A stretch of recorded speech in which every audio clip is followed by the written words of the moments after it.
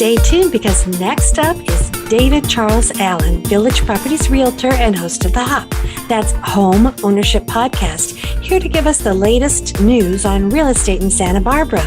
Welcome to The Hop. This is David Charles Allen, Realtor at Village Properties in Santa Barbara, California, with my great friend and co-host, Patti Teal. I'm doing wonderful today, Patti. How you doing? I'm doing great. While I miss Santa Barbara terribly, I have to admit we're having some pretty nice weather here in Florida right now. How's it looking out there? Oh, it's cool in the morning, so I'm taking Ollie to the park, but then it gets up to, maybe the high 70s, perhaps 80 in the mid-afternoon, and then cool again in the evening. So if only it would stay this way all year long.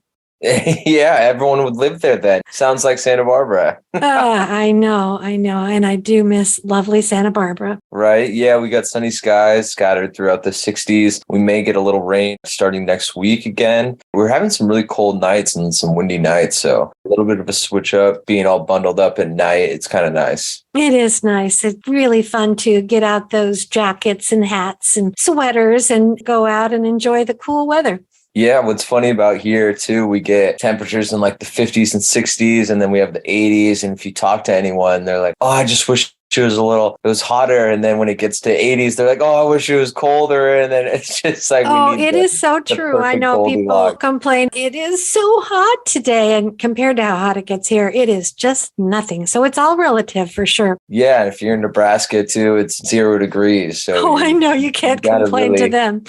Yeah. You're telling them, oh, it's 40 degrees at night. And they're like, yeah, well, we can't see anything and we can't even go outside. I know. You could get injured by talking to somebody and complaining about the weather if you're talking to somebody that's dealing with the real cold. Exactly. Pretty funny in that sense. Mm-hmm. Then there's some waves out there. We've had, like I said, a little bit of a windy day. So if the wind calms down a little bit, there looks like some swell. It's a little steep, but you never know. Yeah. Now, David, as a non-surfer, does the wind correspond with having waves, or is that just bring on choppy weather that's not so good for surf? So if the wind is like a storm brewing offshore somewhere away from here, that's what brings the waves originally. Mm-hmm. But when you have wind onshore or close by, it's not really productive for waves. It's just going to make them all jumbly and whatnot. But if the wind is going straight offshore, that helps out the waves. So it all depends on the wind direction and how close it is to your actually spot. Great explanation. I never really understood that before. I can see sometimes that it's choppy and not good for surfing when it's real windy on shore. So that's a great explanation.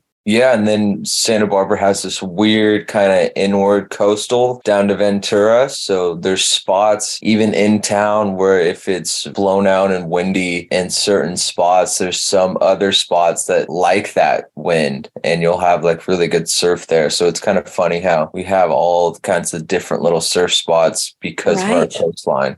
Right. The secrets that only the surfers know. That's right. Mm-hmm. And then in terms of how interest rates are performing, we're at 5.375 for 30-year jumbo and 6.125 for 30-year conforming. So again, they're back up slightly. So the last few weeks now, they've gone up a little tick each time. I think it's just more difficult to judge what's really going on. It's kind of on a week-by-week basis, it seems like. Right. And up to in the 6%, that's a little higher than we've had.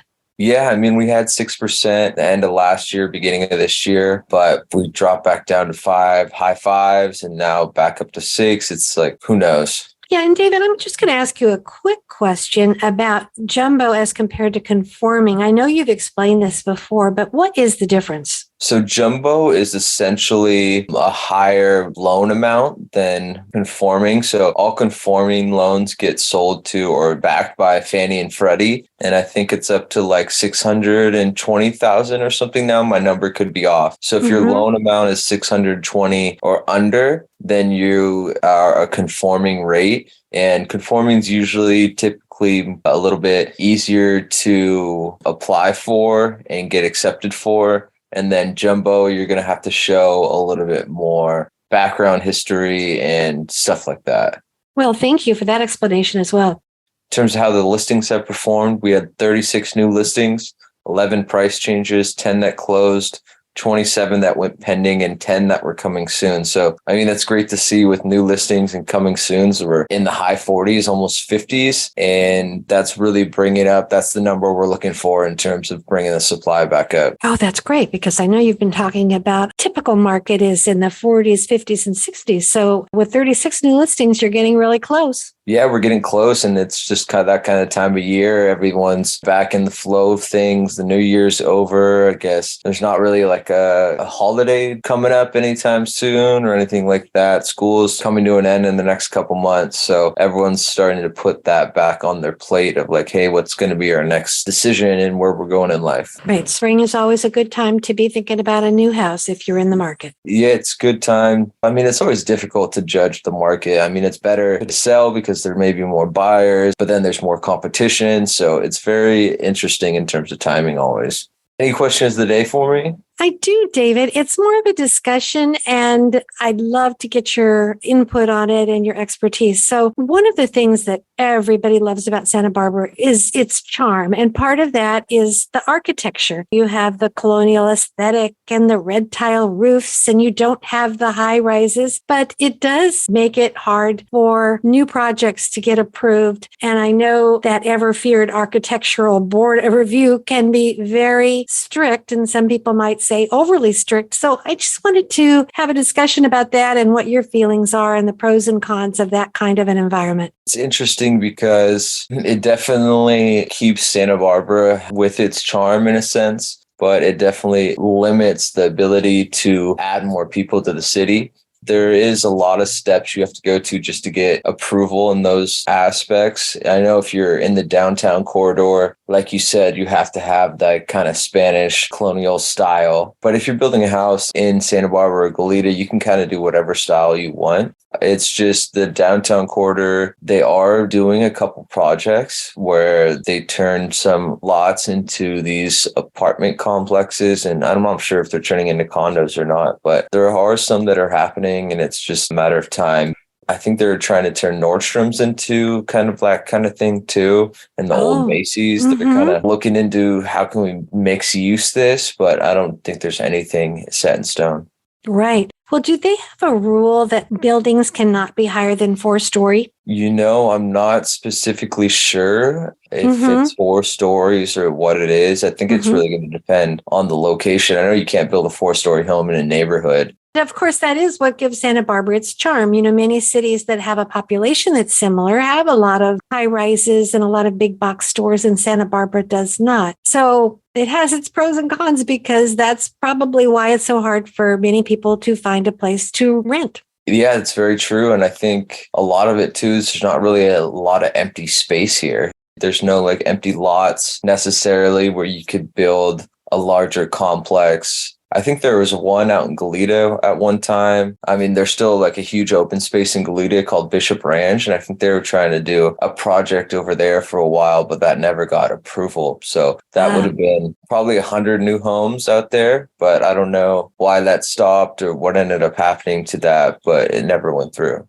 Right, right. And I remember too, in Montecito, years and years it took to get approval for the old Miramar to turn into what it is today. So many deals fell through because of discrepancies or disapproval by the Architectural Review Board. Yeah, and then you're dealing with the Coastal Commission too, so that always makes one extra layer you're dealing with. So right. you're always adding more things into it. It just takes more time, typically. But of course, it is why Santa Barbara is Santa Barbara and so beautiful. Yeah, it makes it nice that it's not these huge sky rises everywhere, and traffic's already pretty bad in certain places. You have a lot of people that have to commute from somewhere more affordable like Lompoc or Santa Ynez or Buellton, Ventura, Oxnard, Camarillo. So this is a lot of people from those areas on a day-to-day life, but not necessarily live here. Right. And there's so many areas I'm discovering that have an issue that's similar. May not be quite as dramatic as Santa Barbara, but I live in Fort Myers and a lot of people commute to Naples. So that traffic is terrible. Or when I lived in the Sedona area, a lot of people lived in Cottonwood, which was more affordable, and commute to Sedona. So it just seems to be something that people deal with in a lot of areas across the country. Yeah, it's true. There's usually one hub that brings in the kind of vacation traffic and that touristy kind of area. That's where the jobs are because that's where more people are. So it's Right. very interesting in that aspect. Right. Well, thank you, David, for sharing your input on that. Would you give us a shout out on yourself and how people can get a hold of you if they're interested in buying or selling? Yeah, my number is 805-617-9311 and my email is david@davidcharlesallen.com. Thank you, David. I really appreciate it. You have a great week. All right, Patty, you too. Let's give it a go next week.